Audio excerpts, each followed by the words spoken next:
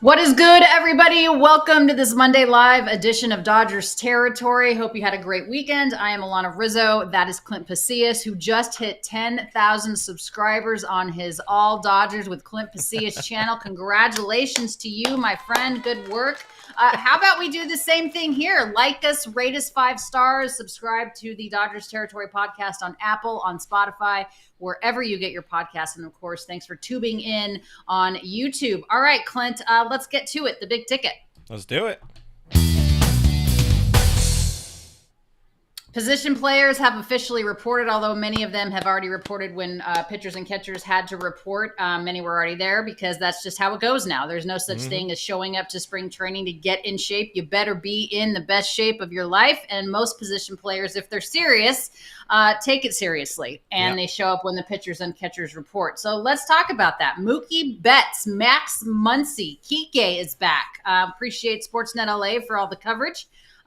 It's awesome to see these guys back together, and there's only one goal in mind, and that's to repeat. What makes you the most excited about seeing that crew at the cage? I mean, this is a team that is hungry. This is a team that really wants to be together, and you love to see that. You love to see a group of guys, and I know you were on Foul earlier. Great spot on Foul Territory. If you guys missed it, go check it out. One of the things you had mentioned was how many players, players want to be Dodgers. And we know a lot of these Dodgers really wanted to either come back or stay Dodgers, whether that's Kike Hernandez waiting for the entirety of the offseason, Max Muncy telling us in the offseason that, when the Nolan Arenado rumors were swirling around, he's like, I don't care. I just want to be here as long as I'm a part of it. If it's not a full-time, role, whatever it is. When you get a group of dudes that are this bought in and hungry and ready to go, and I mean, usually you win one and you're just kind of like the hangover, the World Series hangover. We kind of saw that in 2021. This feels like a team that just wants to put any potential detractors, any of the haters to bed, shut them the F up. And that's what this team's goal is. They're going to go out there. They're going to shut them the F up. And as it says there on the screen, this is a team, in my opinion, that is ready to repeat, not just talent-wise, but up here.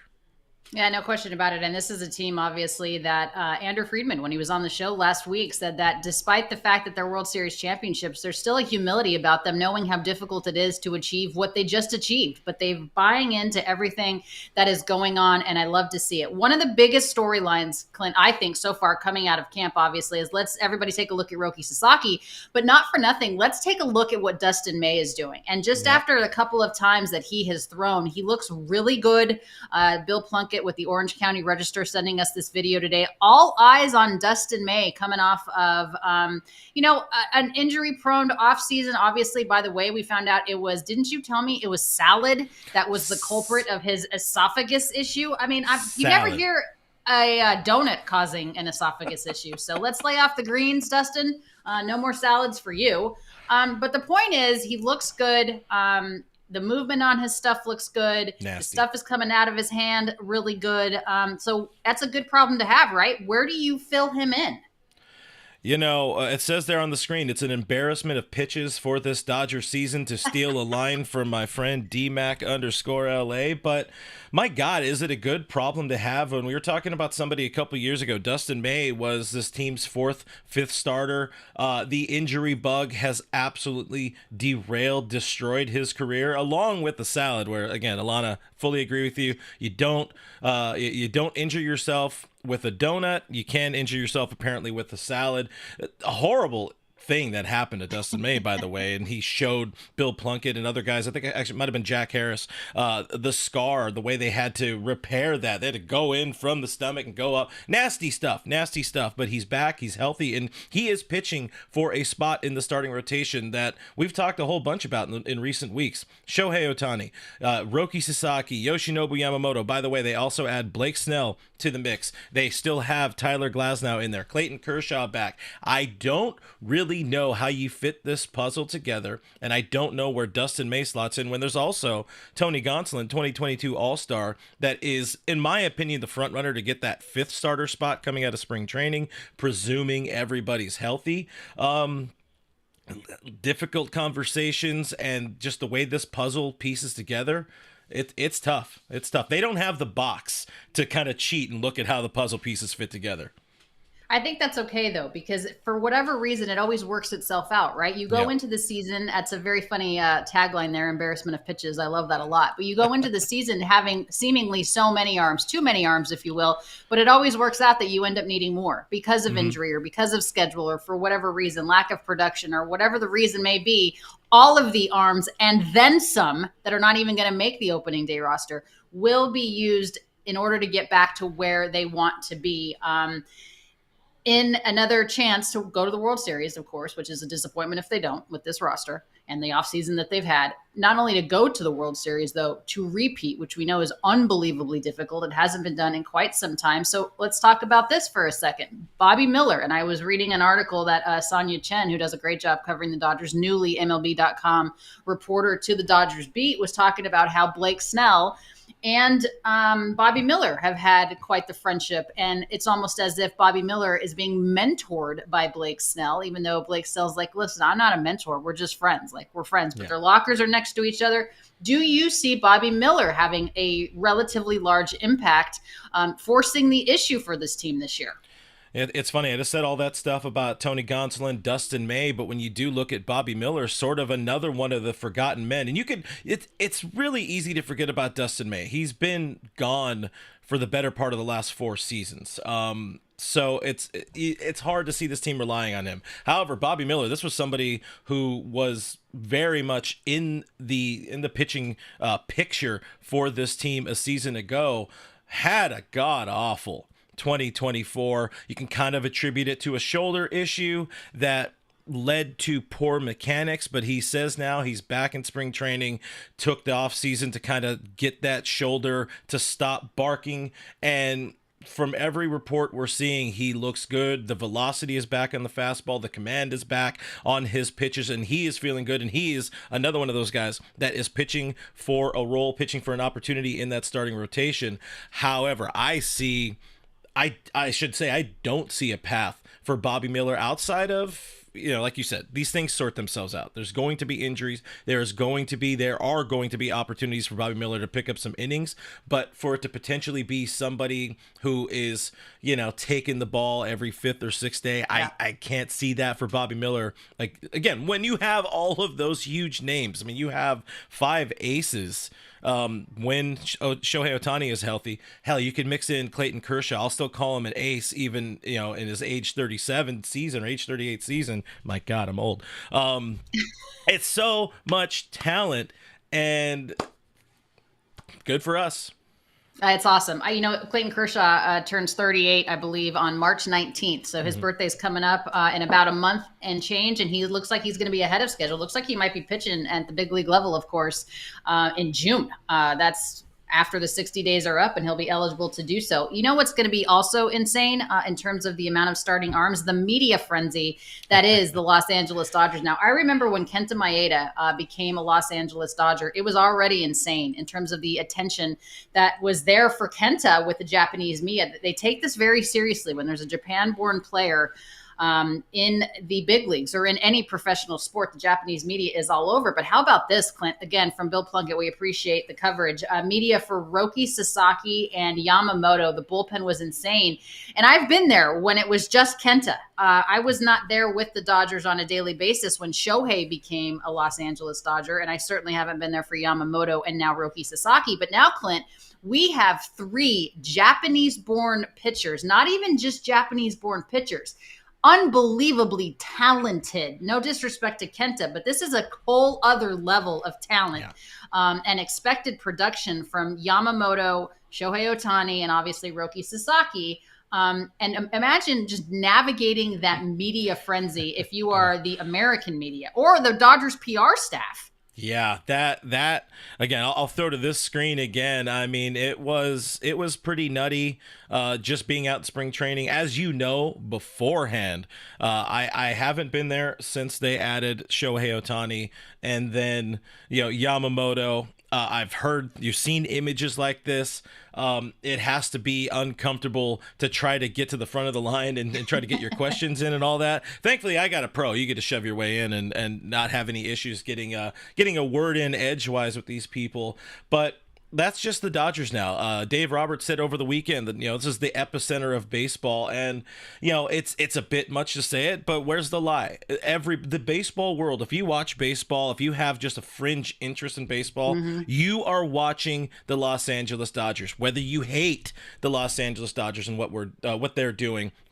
Come on, now, I don't get a ring out of this, but I saw the chat, by the way, on Foul Territory when you joined them. I said hi everybody, how you doing in there, and somebody said in the chat, people like you aren't welcome in here because there are fans of 29 other teams that are ready to hate the Dodgers. But I love what you said too, and you've said it a few times here on this show. Every single team can spend money to acquire talent. If you're the Rockies, you might have to spend more to go out and convince Roki Sasaki to join your team, or Juan Soto or whatever.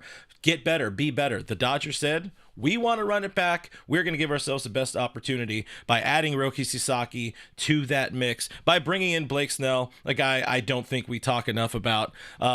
Again, embarrassment of pitches. It's a great spot. And I'm going to throw this out there right now. We said it last week. I'm very, very high in Yoshinobu Yamamoto in year 2. Cy Young Award in 2025. I'm calling it right now. There's your bold prediction of the show, guys. Nobody clip this. Nobody clip this. Yoshinobu Yamamoto is the 2025 National League Cy Young Award winner, according to Clint Pasillas. You know what's going to be incredible, and it has been so far in the one bullpen session that he has thrown? Actually seeing Shohei Ohtani, Clint, in a Dodgers uniform on the mound. And, he threw one bullpen session so far, just 2 seamers, 4 seamers, about 14 pitches. It wasn't crazy. A lot of conversation, a lot of eyeballs on it. But, man, it's actually happening. We were wondering if we were ever going to see, because of COVID, if we were ever going to see Mookie Betts in a Dodgers uniform. And then we were wondering, okay, are we going to get Shohei? And now we had him last year, and he was the MVP again, 50-50 and beyond. And now we get to see him pitch. Pretty freaking cool. I'll throw this one out there. There's another bold prediction for you before we hear from our buddies about Orgain. How about back-to-back MVPs to go with back-to-back World Series championships? This is Shohei. I feel like you might as well just write him in every year. Like, I think it's almost unfair. It's kind of cheater. They need to make like a Shohei award or something like that. But I got Shohei finishing first. Shohei finishing first, and right behind him, this guy, Marcus Lynn Betts, as the shortstop. We'll talk more about that in a minute as we get behind the scenes. But all of a sudden, a lot of us have been worried about the whole Mookie shortstop thing. Hearing Dave, of course, some of the guys we talked to this offseason, like you were mentioning, Chris Woodward, Dino Ebel, just hearing Mookie talk about it as well. I'm suddenly hyped about the Mookie Betts shortstop experiment. I'm going to call it an experience. But before we dive into that, you want to get to Orgain? Yeah, I love it. Let's hear from our friends over at Orgain, of course, AJ Przinsky and Scott Braun.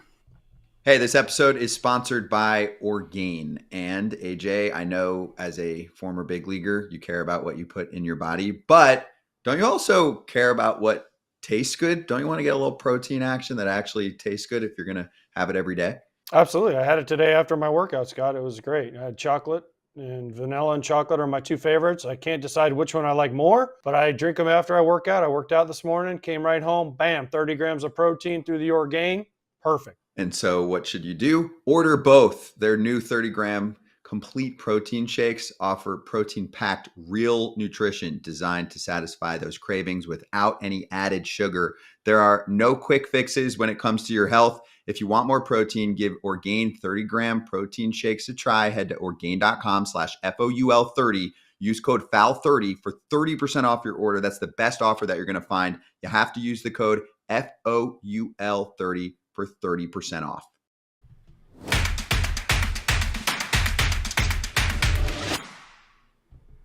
Time now for behind the scenes. Before we get into perhaps the latest Dodger, Clint, another, kind of off the beaten path signing for the Los Angeles Dodgers. Can you pull up what you were showing earlier with Mookie Betts and Chris Woodward really quick as far as the footwork? Now, again, in case you missed it, Chris Woodward, guys, is back in the Dodgers fold. He is the first base coach for the Los Angeles Dodgers because, of course, Dino Ebel is the third base coach where Chris used to be. But you can see Woody is working with Mookie because Chris Woodward is so unbelievably good at working on the infielder's footwork. I mean, it has been raved about by Corey Seager, by a lot of other guys that used to be in the Dodgers Justin Turner, yep. That Woody's just phenomenal at it. And then Dino, of course, who was working with the infielders in the past, will be handling all of the outfield defensive shifts and those types of things too. So there you can see. And the reason I bring this up is because both Andrew Friedman, Clint, and Dave Roberts and Chris Woodward, when we had Woody on the show,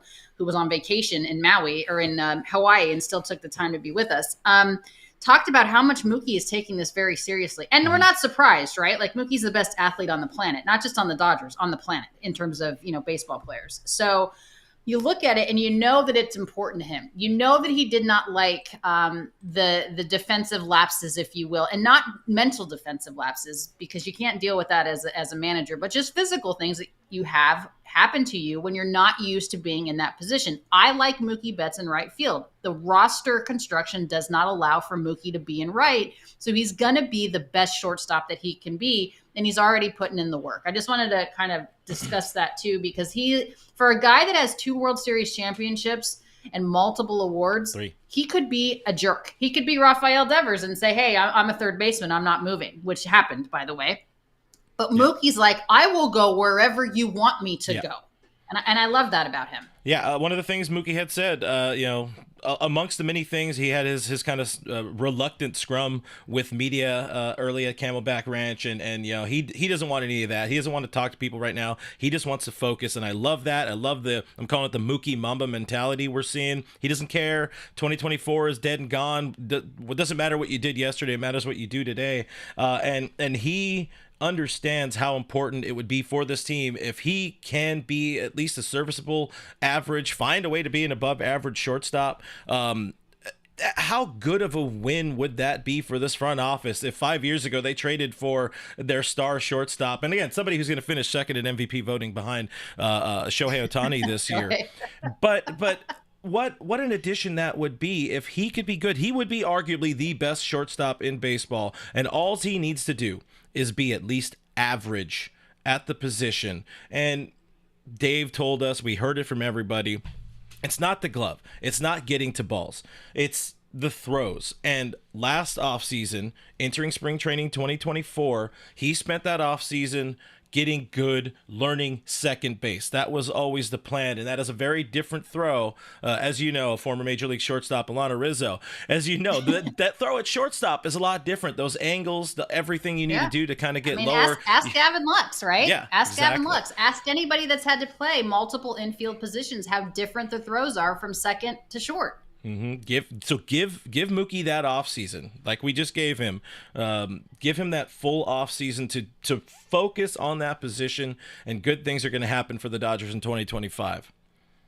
Yeah. By the way, there's a Eddie Rosario sighting. Outfielder Eddie Rosario has just been inked apparently to a minor league deal. He's been spotted at camp. He's at Camelback. So what does this do for you? I mean, this is a guy who's had a decent big league career. He's won some awards. He's a World Series champion. We don't need another outfielder, or do we, Clint Pasillas? What does he bring to the table? He brings a veteran. He brings somebody who has who's had some very good seasons as a major leaguer. He brings a World Series championship pedigree. Of course, he was one of those guys that beat down on the Dodgers in 2021 when they were running on fumes, and he, along with Jock and his Pearls and Freddie Freeman, went on and won that World Series with the Atlanta Braves. It's just another option. What he brings to me, though, is it shows that this front office will never be done tinkering with and tweaking this roster, because let's say some sort of injury happens with Conforto, or the second base thing doesn't work out, so you have to move Tommy Edman in or whatever. It just, as I said earlier with the whole pitching puzzle, there's also the position player side of the puzzle. And if he is somebody, if Eddie Rosario is somebody who could give the Dodgers what he gave Atlanta, or what he did early in his career with Minnesota, the chances of him impacting the roster are super slim. But if there is like a 0.1% chance of him helping, so which would be a 10% chance of him helping the team, and it's a minor league deal, fuck yeah, add the dude. Why not? Well, here, 2024 wasn't the best year for Eddie Rosario, but in 2023 for Atlanta, 255 average, I'll take 21 bombs. I mean, the guy's not going to play every day, so he's not going to hit 20 home runs, but 74 ribbies and a 755 OPS. So I don't know. What do you think? Him or David Bodie? Who has a better shot?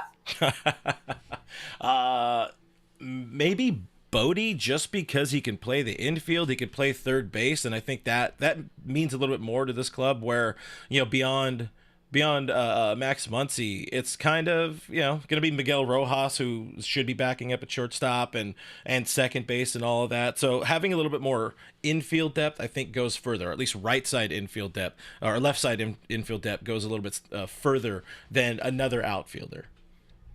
Yeah, I agree with you. Again, there's never enough. We need a 48-man regular roster, just to start the season. We have so many players. All right, let's talk about a couple of other perhaps dark horse roster candidates. I don't see this happening. I think you and I could probably put the roster together right now, honestly.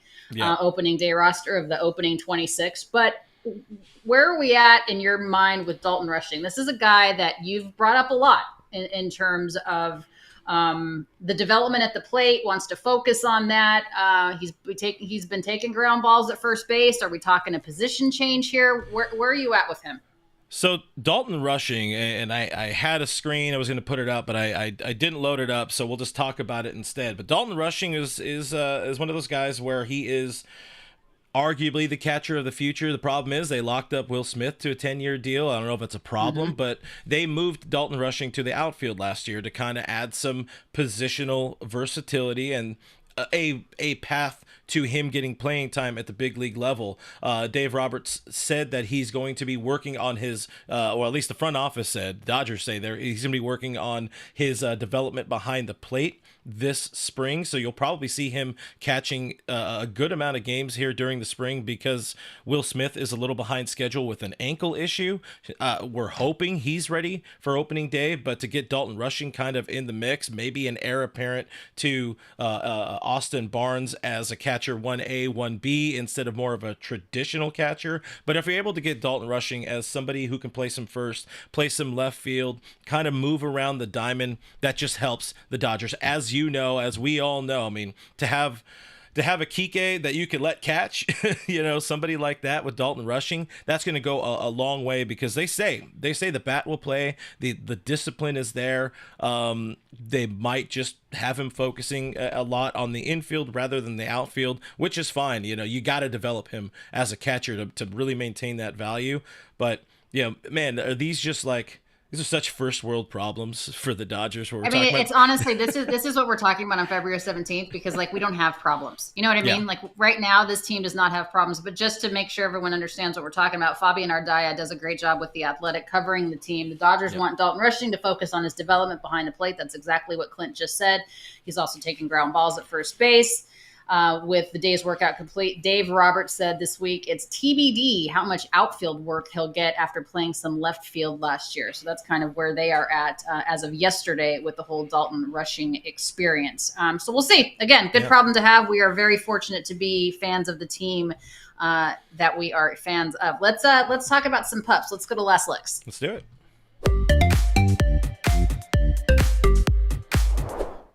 All right, I know you've seen this pup before, but she hasn't had a lot of interest, and I don't understand why, because she's amazing. This is Paisley. She's about a 1.5-year-old Australian Shepherd mix. She's a lovely, I mean, she's a beautiful dog. She is getting spayed on Monday, so we're taking care of that through Guidry's Guardian and all of our wonderful donors. We appreciate you guys very much. She is great with kids. She's great with all people. She's a puppy, so she has puppy energy, right? So we're working on making sure she doesn't jump or get too active. She's not aggressive. She's just a puppy. She loves everybody. She loves toys. She's just a good girl. She's good on the leash. She's potty trained. She's fully vaccinated. And as I mentioned, she's getting spayed. So if you are interested in learning more about Paisley, we saved her literally moments from being euthanized for no reason at the divorce shelter just because she had a little bit of an upper respiratory cold, and she's super healthy and a perfectly wonderful dog that was going to get killed for no reason. So reach out about Paisley. This is funny, Clint. Before we let you go and talk about what's coming up on your show, how about this little prankster of Shohei Ohtani? I mean, this is a guy obviously that does everything perfectly, but he has a little bit of funny in him. It's funny because Doc went out to get his car the other day at Camelback in the manager's spot, and there was a fake Porsche there that apparently was given to Doc by Shohei Ohtani. Again, they have this like running joke, of course, about Shohei wants, Doc wants Shohei to give him a Porsche like he gave Ashley Kelly when Joe Kelly gave Shohei his number. You got to love this from a franchise player, right? You got to love this from a guy that is the face of baseball, that's an MVP, that's otherworldly, and still knows how to have a good time. I love this. Listen, there's an absolute great pathway here for me to trash the Angels, as I love to do. But instead, I'm going to focus on, I love that we're seeing this kind of fun early in spring training, because Alanna, spring training, it's a grind. It can drag, especially when you're out there for 30 plus days like these guys usually are. Of course, shortened spring training this year with the trip to Tokyo where Alanna's trying to work to get us out there. Wink, wink. Yeah, again, this is fun. You're seeing good vibes at Dodgers camp. You're seeing Mookie Betts. I'm sure you saw the video trying to get fans and people doing the "Let's Go Dodgers" as Haesung Kim is doing his reps at second base. It's good vibes, good clean energy. All of that stress just off their back of the previous, the 22, 23 early exits in the postseason. That's gone. That's dead. That's buried. Now it's like, hey, let's have fun. We know we got the team. We know we got the talent. Let's go out there and win it and have some fun doing it. I love it. I think it's so much fun. Dave's like, where the hell's my car? Then he goes over to a BMW that he thought was his car, couldn't get it open. I mean, there's just all the shenanigans. That's just good, clean fun, kids. I don't care what you say. All right, Clint, 10,000 subscribers. They should have made him drive that little car home, by the way. Sure. I don't know. I mean, you pretty much, there's lawlessness in Arizona, so that's fine. I don't think they would have cared. All right. So congratulations again, my friend. Well earned. All Dodgers with Clint Pasillas has hit 10,000 subscribers. Good for you. What's coming up on your show? We got more Dodgers talk tonight. Myself, producer Kevin, I assume, will be joining me. We'll be talking about all the latest out of Camelback Ranch. We should have some updates from Dave Roberts and a whole lot more. We'll dive more into some of those non-roster invitees that are around camp, including Dalton Rushing, and look at more of the pitching puzzle for the Dodgers. So either way, tube in. 6 p.m. Pacific time is usually when we go live. We take a bunch of comments there and just kind of hang out and have a good time. It's like hanging in with friends at the bar. That's what we like to do on the show. So check that out. Do subscribe. And while you're on the internet, subscribe here. Yeah, no doubt. We appreciate you guys being here, listening, watching all of the things. Don't forget, Clint and I are actually going to be at Camelback Ranch. We're going to do our show with AJ Pierzynski is going to be at Camelback on the 10th. And then Clint and I have a sit down with Dave Roberts on the 10th to be aired at a later date. But he's going to walk us through some of his decisions and his mindset going through the postseason. So we're very lucky that we get that exclusive with him. All right, guys. Appreciate you very much. We will see you on Thursday. Go Dodgers. Bye.